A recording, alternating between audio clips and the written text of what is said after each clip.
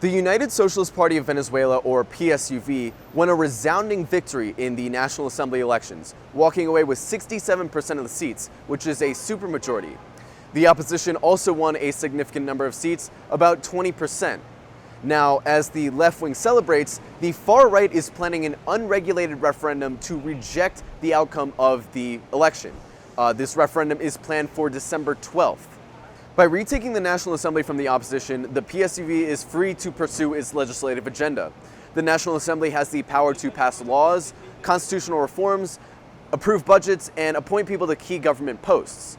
Despite the PSUV's victory, U.S. Secretary of State Mike Pompeo and President Donald Trump rejected the outcome of the election, calling it illegitimate before the votes were even counted.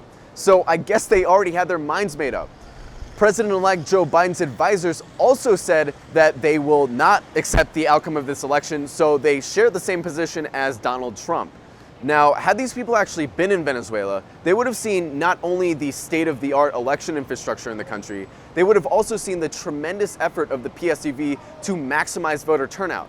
I'm not just talking about mandatory social distancing and sanitization during COVID-19, but also party militants going door to door telling people how and when they can vote. And I'm not just talking about pro-government people, I'm talking about opposition voters as well. But obviously, neither Joe Biden or Donald Trump actually cares if the Venezuelan elections are democratic. All they care about is turning Venezuela into a playground for US corporations to exploit. Some critics also point to the low voter turnout this election, just 32%. But there are multiple factors that explain this.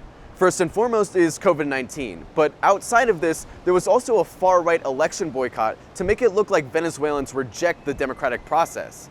Now, Washington's orientation towards Venezuelan elections is that they're always illegitimate, whether the voter turnout is 10% or 90%, and they've instructed their right-wing proxy forces like Juan Guaidó to lead election boycotts.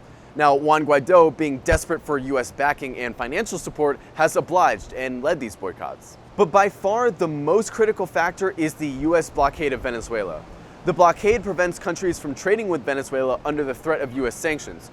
The blockade effectively makes it impossible for Venezuela to access basic goods like medicine and industrial equipment. All of this has paralyzed production. There are factories that just sit idle with no workers. Purchasing power of wages in Venezuela have plummeted. There's even a gas shortage in Venezuela, which is hard to imagine because it has the world's largest oil reserves, but it's because they can't run the refineries. You can see how it would be hard to participate in an election if you can't even find the gas to put in your car to go to the polling station. It's hard to participate in politics if you don't know how you're going to put food on the table the next night. Of course, this is exactly the intended purpose of the blockade, to make life in Venezuela so unlivable that people blame the government for a crisis that the US created. Ironically, the US continues to criticize Venezuela as being undemocratic, even though it's its own sanctions regime that's acting as the largest force of voter suppression in this election. Despite all of this, 1 in 3 Venezuelan voters voted in this election, which shows the trust in the democratic process and the strength of the Bolivarian base.